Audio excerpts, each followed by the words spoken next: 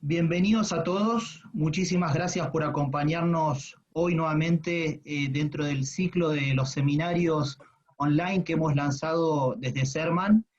En el día de hoy vamos a tener un webinar en el que hablaremos acerca de los requisitos legales ambientales necesarios para el desarrollo de proyectos y operaciones productivas en la provincia de Buenos Aires, haciendo foco en las últimas novedades y requisitos que se han implementado por parte de las autoridades. Durante el transcurso de la presentación les agradecemos a todos que se mantengan con sus micrófonos y cámaras apagadas para el correcto fluir de la presentación. Sin embargo, nos pueden ir haciendo preguntas por el chat en la margen derecha de su pantalla. Los presento entonces con el ingeniero Mariano Mikulicic y la licenciada María Eugenia Laalle, quienes son subdirector de estudios ambientales de Serman y coordinadora de estudios ambientales en Serman, que van a ser los disertantes del día de hoy. Les agradezco nuevamente su participación y la puntualidad, y espero que disfruten mucho el seminario. Muchas gracias por la presentación. Vamos directo a la agenda del webinar de hoy. Esta es la agenda que definimos para el webinar.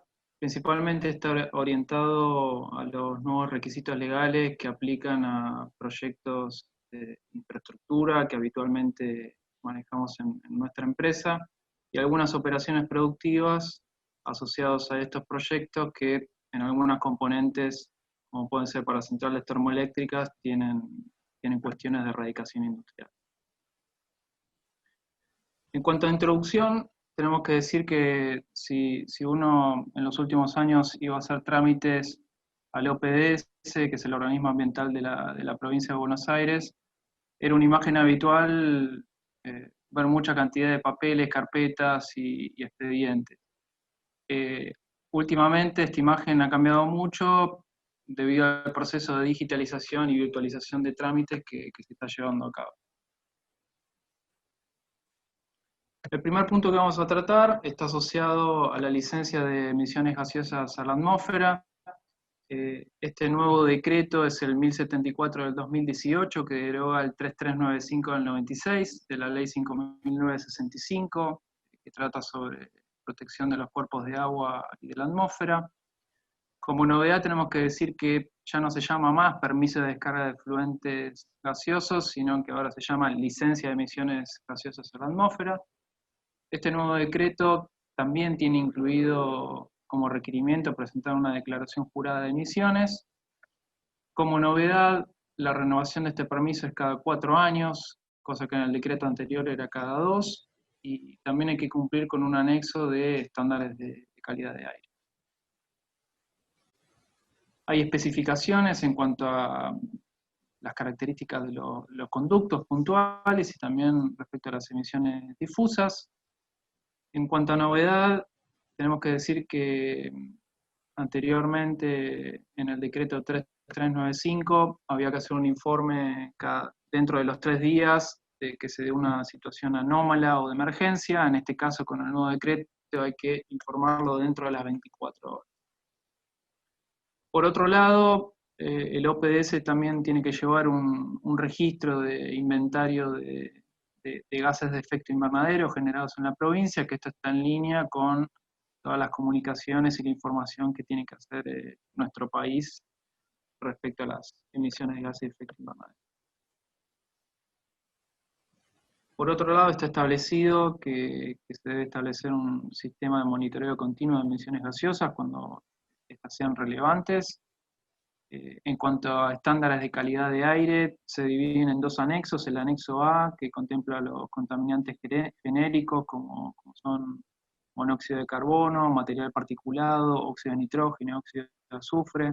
Y ya el anexo B contiene todos los contaminantes específicos, como por ejemplo los BTX. En cuanto al estudio de impacto ambiental atmosférico, se siguen las mismas etapas que estaban en el decreto anterior, considerando según la complejidad y hasta dónde se analice en profundidad cómo son estas emisiones. Puede tener un sondeo simple a través de una etapa etapa 1, una etapa 2 con un sondeo detallado y una etapa 3 ya aplicando una modelación específica. Otra nueva resolución asociada al LEGA es la resolución 559 del 2019, que trata sobre la obtención y la renovación y modificación del LEGA. Hay todo un procedimiento establecido a través de un anexo 1 y en otros anexos se especifica de qué manera es el procedimiento y con todos los pasos que hay que cumplir. Ahora vamos a ver un caso de un antecedente nuestro que lo va a presentar Eugenio. Bueno, este antecedente se trata de la gestión de la licencia de emisiones gaseosas a la atmósfera en el marco de un estudio de impacto ambiental de una planta de procesamiento de gas natural en el puerto de Bahía Blanca. Este estudio se llevó a cabo en diciembre de 2018. Por lo tanto, el decreto 1074 ya se encontraba vigente con los nuevos estándares de calidad, pero no así la resolución 559 que establece el procedimiento digital. Por lo tanto, este procedimiento se llevó a cabo de manera tradicional, con la presentación de los documentos en formato papel. Pero sí se evaluó el impacto sobre la calidad del aire considerando los nuevos estándares del decreto. Este decreto establece 3 etapas con estándares cada vez más restrictivos que entran en vigencia de manera sucesiva en el año 2020 la primera etapa, en el año 2021 la segunda y en el año 2022 la tercera. Además, incorpora nuevos parámetros, el ozono y el material particulado 2,5, a los parámetros ya normados en el decreto anterior. Se modeló entonces la dispersión de las emisiones gaseosas de la planta, considerando valores de emisión teóricos que fueron provistos por la empresa, mediante el modelo ARMOD, que considera variables meteorológicas y de relieve. De esta manera se predijo cómo se modifican los valores de línea de base de calidad de aire del área de Bahía Blanca como consecuencia de las nuevas emisiones de la planta, y se analizó si dichas modificaciones hacían superar o no estos estándares de calidad. OPDS establece estándares de calidad. Esto quiere decir que lo que uno tiene que evaluar es si las nuevas emisiones hacen superar o no esos estándares de calidad en los valores de calidad de aire ambiente. Otras autoridades de aplicación lo que definen son valores de límites de emisión, como es el caso, por ejemplo, del ENRE para las centrales térmicas. La nueva resolución 559 digitaliza todo este procedimiento. A partir de ahora, toda esta documentación se presenta directamente al portal web. Además define que la LEGA, a partir de ahora, es condición necesaria para la emisión del decreto de la declaración de impacto ambiental y del certificado de aptitud ambiental si es necesario, si corresponde. Y además el procedimiento a partir de ahora está totalmente vinculado con el estudio de impacto ambiental, es decir, que no hace falta presentar una memoria descriptiva porque directamente se vincula con el estudio de impacto. Hay un nuevo formulario D, que es muy semejante al anterior, pero incorpora datos de calidad de aire y los resultados del modelo de dispersión a la declaración jurada. Además hay un instructivo para la implementación de los modelos de dispersión atmosférica. Y finalmente una cuestión destacable es que a partir de ahora la autoridad de aplicación se encuentra facultada para solicitar audiencias previas, previo a la emisión de la LEGA a una planta, definir monitoreos continuos de ciertos equipos en función de la relevancia de las emisiones y establecer límites de emisión en el caso que una planta supere los estándares de calidad. Hasta aquí vimos las resoluciones asociadas al LEGA. Ahora vamos a ver lo asociado a erradicación industrial. El nuevo decreto es el 531 del 2019, que deroga el 1741 del año 96, de la ley 11459 de erradicación industrial. El anexo 1 de este nuevo decreto es el que reglamenta la ley. El anexo 2 clasifica los establecimientos según el nivel de complejidad ambiental ya conocido del decreto anterior. Este nivel se determina a través de una fórmula de clasificación de los establecimientos, que es la que vemos acá, y según ese nivel y el puntaje obtenido, se categoriza los establecimientos de primera, segunda o tercera categoría.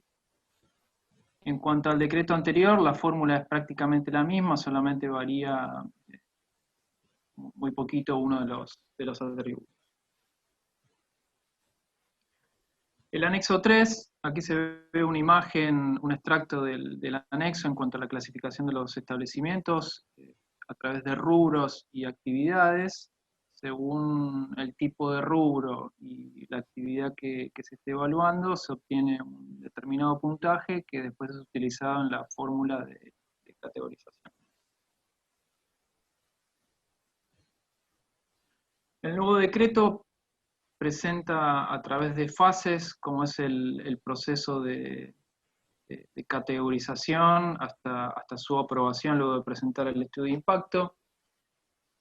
Tenemos que decir que la categorización de la industria tiene en cuenta lo que es el espacio geográfico donde se va a localizar este nuevo proyecto. Hay que completar todo un formulario que es donde se establece el nivel de complejidad ambiental. Y también hay que tener en cuenta la emisión del certificado del municipio o la entidad portuaria, como para ver evaluar y definir si esa actividad está habilitada según la zonificación que haya en el territorio. La categorización se establece por un periodo de 3 meses de vigencia, y también hay un registro de establecimientos clasificados. Según la categoría obtenida en esta fase, el que lo evalúa es la autoridad municipal o la autoridad de aplicación, en este caso el OPDS. En el caso de que sea categoría 3, siempre lo evalúa el OPDS. En cuanto a fase 2, aquí tenemos que decir como novedad que una vez presentado el estudio de impacto y dentro del proceso de evaluación, la autoridad puede emitir una autorización de construcción. Muchas veces para muchos proyectos es útil esta fase anterior a la autorización de funcionamiento, porque le permite a los dueños de los proyectos empezar a hacer algunas actividades dentro del predio donde se va a implementar el proyecto. Una vez cumplida una serie de pasos en cuanto a la evaluación por parte de la autoridad, realizar la participación ciudadana si la autoridad lo considera necesario y tal vez algunas pruebas o ensayos que puede requerir. A partir de ahí, si es todo correcto, se emite el certificado de aptitud ambiental que tendrá una vigencia de 4 años. Esto también es una novedad porque antes el certificado tenía que ser renovado cada 2 años. A partir de aquí ya se obtiene la autorización de funcionamiento del proyecto una vez implementado. Hasta aquí vimos la normativa asociada a erradicación industrial nueva. Ahora vamos a ver todo lo asociado al portal web que implementó el OPDS. La nueva resolución asociada es la 475 del 2019 y trata o establece cómo debe ser toda la digitalización de los trámites a través del OPDS. El portal utilizado es este que se ve aquí en pantalla. Todos los trámites en proceso de digitalización son todos los asociados a las principales leyes ambientales de la provincia de Buenos Aires. Aquí vimos la 11723, la 11459 de erradicación industrial y la 11720 de residuos especiales. A este portal pueden acceder tanto usuarios industriales como municipales, y la implementación de este proceso de digitalización y virtualización se hace en etapas por el tiempo que conlleva hacer un cambio tan importante. Las etapas están organizadas en función de la magnitud de los trámites en cuanto a la información que hay que evaluar, y también la urgencia según lo requerido por cada habilitación. Hay una subetapa A y una subetapa B, que tiene en cuenta principalmente todos los trámites asociados a la 11723 y la 11459. Y por otro lado hay una segunda etapa asociada a todas las habilitaciones de emisiones gaseosas, de residuos especiales y todo lo asociado a la remediación ambiental.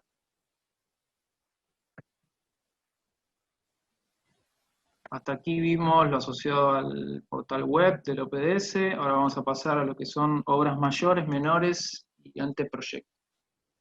La nueva resolución es la 492 del 2019. Esta nueva resolución deroga la resolución 15 del 2015, que es la que establecía la documentación que se tenía que presentar para cumplir con estos requisitos. Esta nueva resolución establece el procedimiento de impacto ambiental para la obtención de la declaratoria de impacto ambiental de la ley 11723.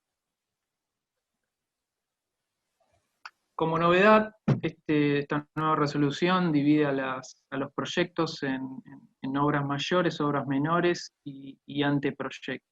En el caso del anexo 1, están establecidas cuáles son los proyectos que son definidos como obras mayores para obtener la DIA. En el anexo 2 están definidas las obras menores, que son todos proyectos que por sus características y por su volumen no tienen un impacto significativo sobre el medio ambiente. Y también como novedad está esta nueva etapa de los proyectos, que es el caso de los anteproyectos, como para evaluar a ver si son factibles en una etapa temprana desde el punto de vista ambiental. En este caso vemos un extracto del anexo 1 de la normativa, donde se puede ver algunos rubros de los diferentes proyectos, más que nada de infraestructura, que son los que habitualmente nosotros manejamos en el área ambiental para hacer los estudios de impacto.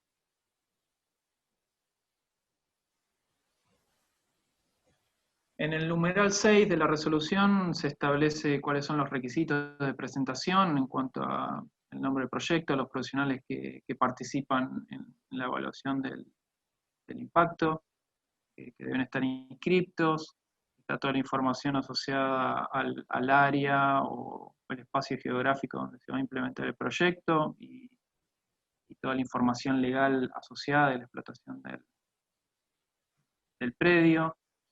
También hay que presentar el estudio de impacto ambiental, la planilla de cómputo y presupuesto, un extracto con un resumen de toda la presentación, también la información complementaria.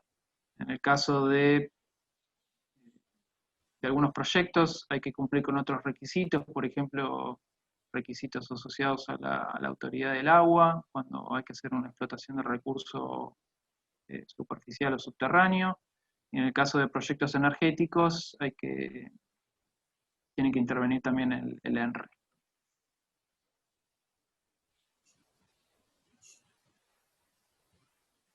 En el numeral 6 del anexo se presentan cuáles son los capítulos típicos de un estudio de impacto ambiental, que habitualmente realizamos en nuestra consultora.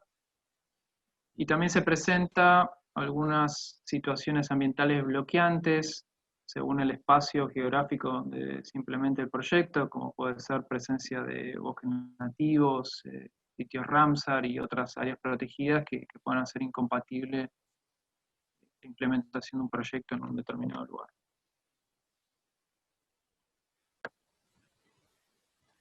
El OPDS emite un informe técnico preliminar que tiene una estructura determinada. Luego se determina si se va a someter a un proceso de participación ciudadana a través de una audiencia pública por la relevancia social o ambiental que tenga el proyecto, o por su ubicación o por su complejidad. Y la publicación puede ser a través del portal web como novedad o a través de medios tradicionales. Finalmente se emite un informe técnico final que tiene una estructura variable, con las conclusiones de la evaluación y un anexo con el apoyo a la decisión tomada.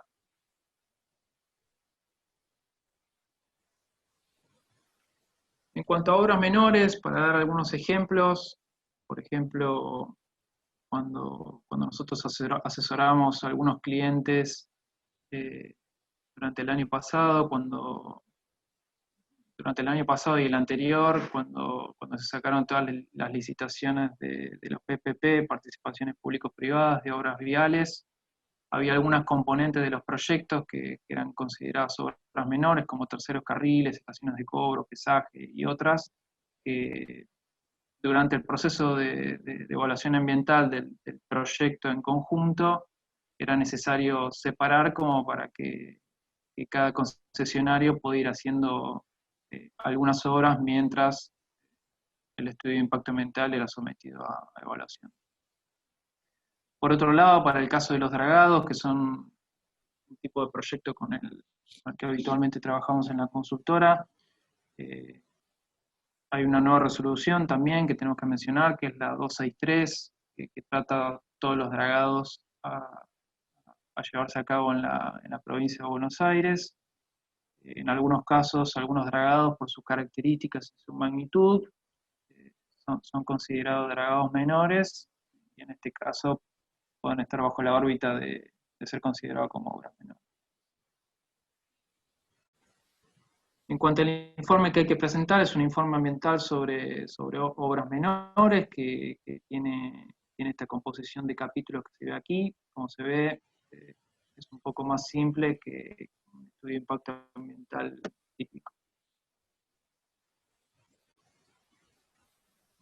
La documentación a presentar es muy similar a lo que vimos de obras mayores, solo que en este caso se presenta un informe ambiental de obras menores, como vimos recién. Y en cuanto a información complementaria, según dónde esté ubicado o el tipo de proyecto, hay que tener el aval de algunos entes, como puede ser el ente administrador del puerto, en el caso de un proyecto implementarse en un sitio portuario, una habilitación de la autoridad vial nacional para un caso de alguna ruta o alguna autopista, y del ente ferroviario en el caso de un proyecto ferroviario. Aquí también hay que tener en cuenta posibles situaciones ambientales bloqueantes, como vimos anteriormente. También se emite un informe técnico final, que no tiene un formato preestablecido, sino que es un informe con breves y concretas conclusiones. Aquí también se emite una declaratoria de impacto ambiental aprobatoria, o la autoridad se puede oponer si no está aprobada.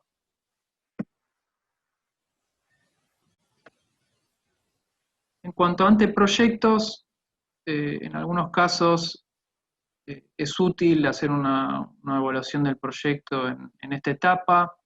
En algunos casos, para algunas licitaciones puede ser muy útil porque es requerido antes de que un proyecto sea calificado. Por ejemplo, en los procesos de participación público-privada, en los últimos 2 años era requerido alguna evaluación preliminar, también para evaluación de proyectos de manera integral, y a veces como para obtener una autorización preliminar por parte de la autoridad para poder llevar a cabo el proyecto con todos los pasos que luego hay que cumplir también.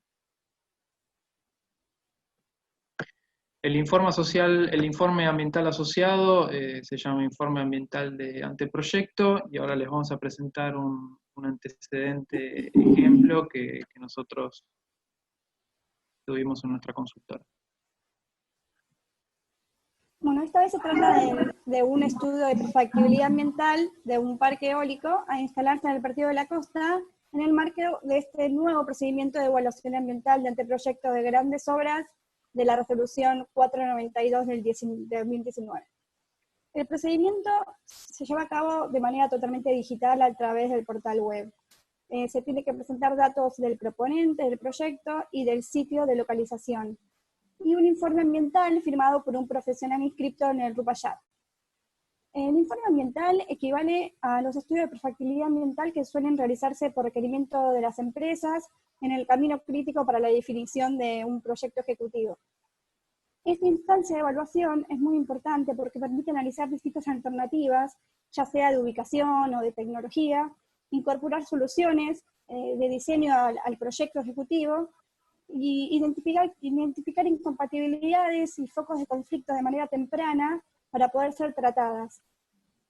Al ser incorporada en el plexo normativo, como ya ha sucedido en otras provincias, permite que las empresas puedan calificar como proponentes para una asociación público-privada, o una licitación pública, o participar de procedimientos de selección de proyectos. El informe ambiental debe comprender la descripción del anteproyecto, obviamente, la caracterización ambiental del sitio, donde deben definirse áreas de influencia, situaciones ambientales bloqueantes, que la resolución menciona como situaciones ambientales bloqueantes la presencia de bosques nativos, la presencia de áreas protegidas y de sitios Ramsar, aunque no son las únicas, una identificación previa de impactos, que debe ser cualitativa, y propuestas de medida de gestión.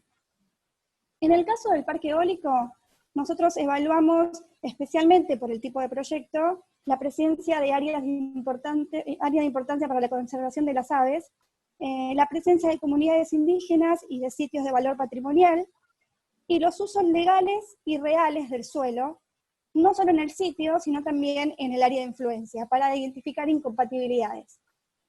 Además, llevamos a cabo un análisis de sensibilidad de la población con el objetivo de evaluar la factibilidad de obtención del consenso social para este tipo de proyecto en este lugar.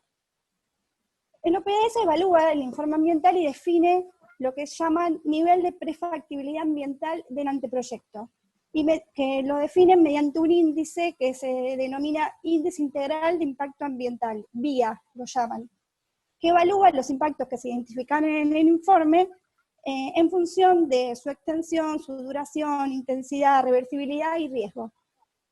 Finalmente emite una declaración de impacto ambiental de este anteproyecto, informando el nivel de prefactibilidad ambiental, que más allá de lo que dijimos anteriormente, no autoriza a realizar ningún tipo de actividad, ni tarea previa tampoco, no resulta vinculante respecto a una evaluación futura en una instancia de proyecto definitivo. Hasta aquí vimos la resolución asociada a obras mayores, menores y anteproyecto, y ahora vamos a pasar a los orientadores de estudio de impacto ambiental. La nueva resolución es la 431 del 2019, que presenta los lineamientos para obtención de la DIA, de la 11723. Esta nueva resolución requiere que se presenten los trámites en formato PDF y en capítulos por separado a través del portal web que ya vimos. Los argumentos o los fundamentos para definir estos orientadores de estudios de impacto es que tiene en cuenta todos los antecedentes acumulados en las últimas 2 décadas en la provincia de Buenos Aires. También tiene en cuenta la diversidad que hay en cuanto al tipo de proyectos, y al no haber una estandarización de criterios y requerimientos, eso hace que algunos estudios fueran presentados con errores o de manera incompleta. Los orientadores también tienen en cuenta la sistematización que se fue haciendo a lo largo de los años de las buenas prácticas. Cuando un proyecto es muy específico y no tiene requerimientos particulares por parte de la ley, los equipos profesionales habitualmente suelen recurrir a otros estándares, otras normativas o buenas prácticas que se aplican en otros países o en otras jurisdicciones como para hacer un estudio de impacto ambiental lo más adecuado posible. Por otro lado, también está en línea con todo este proceso de digitalización y virtualización que está llevando a cabo el OPS, y también está en línea con toda la agenda para el desarrollo sostenible que se está llevando a nivel mundial. En pantalla podemos ver un listado de los orientadores incluidos en el anexo 1 de la resolución. No están presentados de la manera que figuran en el anexo, sino que están reorganizados por tipo de proyectos, más que nada como para que se vea cuál es la tipología de los mismos.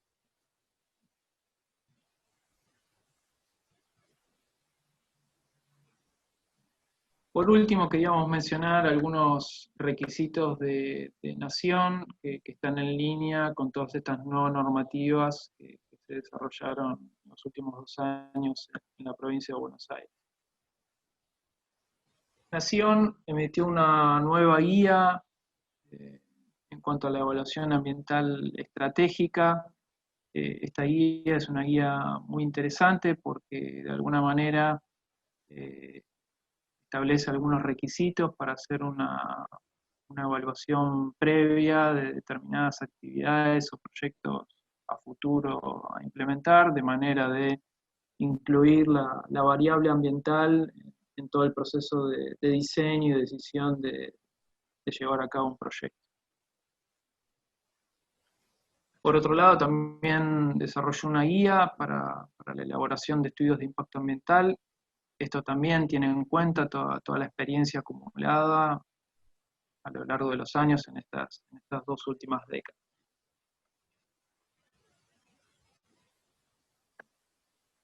También hay una nueva guía en cuanto a lo que es la participación pública y la evaluación de los impactos sociales que tanta relevancia están tomando cada vez más en los últimos años.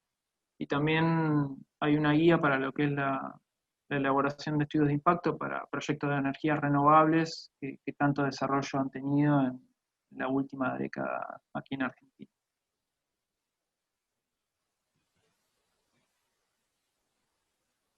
Como conclusiones del webinar de hoy, tenemos que decir que todas estas resoluciones de alguna manera van asentando, van estableciendo las bases de toda esta experiencia acumulada en todo este tiempo. Establecen una mejora en el alcance, los criterios y las especificaciones para los estudios por tipo de proyecto u operación, en el caso de operaciones productivas. Como vimos, tiene en cuenta también una diferenciación en lo que es la magnitud de los proyectos, si son obras mayores o menores, y también las diferentes etapas que tiene un proyecto en cuanto a anteproyectos. También es muy importante todo este proceso de digitalización y virtualización que se está implementando y que mejora mucho el proceso de evaluación por parte de las autoridades. Incluso en este contexto de pandemia, hasta es casi fundamental, porque si no sería prohibitivo continuar con determinados trámites. Todo este proceso de digitalización y virtualización lo que hace también es agilizar las aprobaciones de los proyectos. Muchas veces algunos clientes nuestros nos preguntan cuando llevamos a cabo un estudio de impacto cuánto tiempo demora un proceso de evaluación y aprobación de los estudios. Bueno, nosotros presentamos un rango de tiempo a través del cual es habitual que se aprueben los estudios. Y por último también, todos estos no requisitos están alineados con la agenda para el desarrollo sostenible a nivel nacional e internacional. Muchas gracias por la convocatoria y su atención en este ratito que le contamos sobre los nuevos requisitos ambientales en la provincia de Buenos Aires para los proyectos que habitualmente nosotros trabajamos junto a los clientes en la consultora. Bueno, muchas gracias, Mariano. Gracias a toda la audiencia también por acompañarnos. Hay una serie de preguntas que nos fueron haciendo, así que yo voy a pasar a leerlas.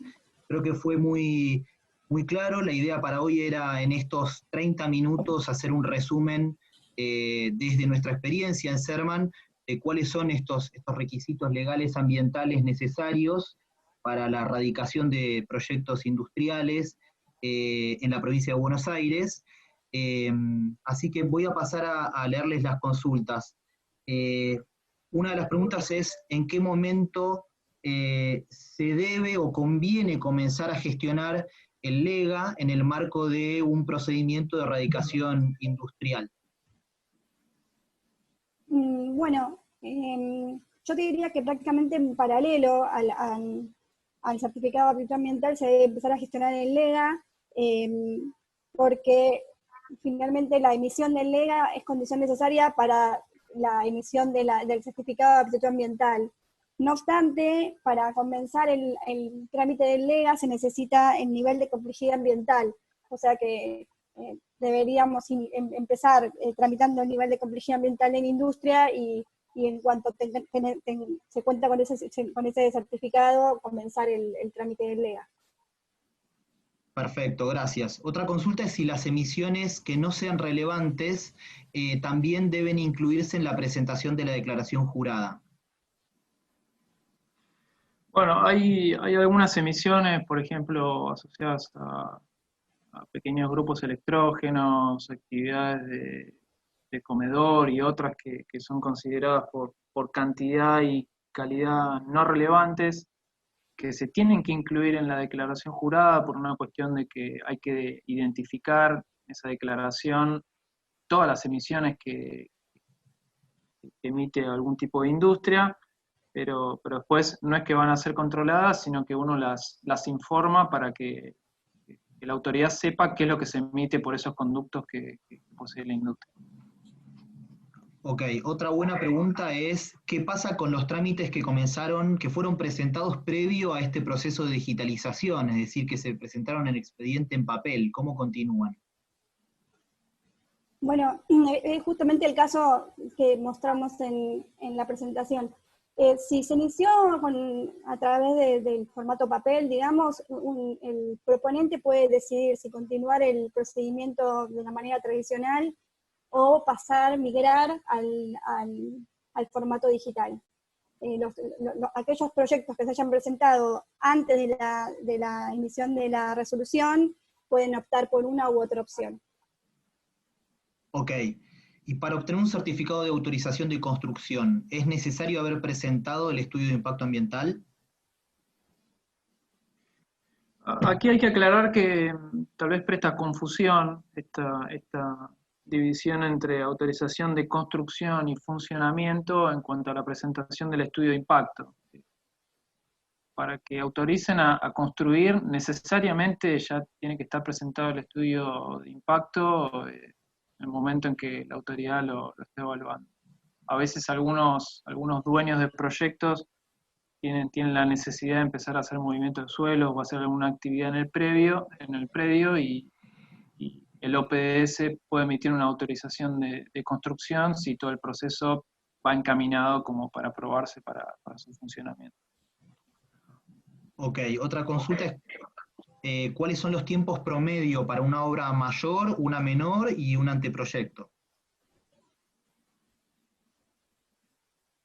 Depende del tipo de proyecto en cuanto a la magnitud y la complejidad. Si uno va a la ley, los tiempos están establecidos. Lo que pasa es que un poco por todo este proceso de digitalización que está haciendo ahora el OPDS, también a veces por dificultades en cuanto al procesamiento de toda la información o la cantidad de proyectos que tienen que procesar, a veces se extiende un poco más los plazos que están establecidos en la ley, pero depende de cada proyecto. Habitualmente cuando los dueños de proyectos están urgidos en implementarlo, se suele pedir un pronto despacho como para que se agilice el proceso de evaluación, pero en general uno puede estar pensando en 2, 3, 4, máximo 6 meses como para que un proyecto sea evaluado y sea aprobado. En cuanto a anteproyecto, es un poco más ágil porque la información a procesar y evaluar es un poco más acotada. Perfecto, gracias Mariano. ¿Y la presentación de un anteproyecto implica una emisión de una declaratoria de impacto ambiental?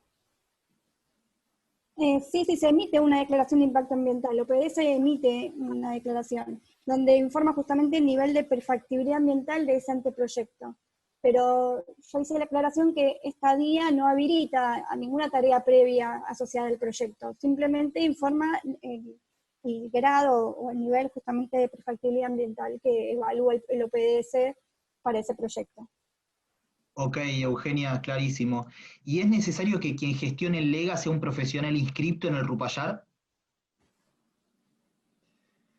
Y hace la gestión administrativa de presentación, no necesariamente tiene que ser un profesional inscripto, puede ser algún apoderado habilitado para hacer esa presentación en nombre del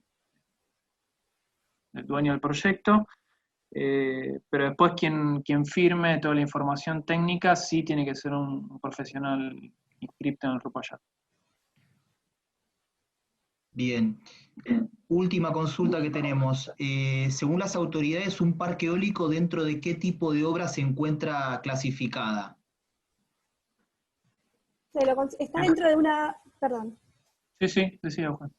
está dentro de lo que se considera una gran obra, dentro de la ley 11723, y tiene que seguir el procedimiento de grandes obras. Perfecto. Bien, bueno, la verdad que les agradecemos mucho, Mariano y Eugenia, también por este espacio final de preguntas y respuestas.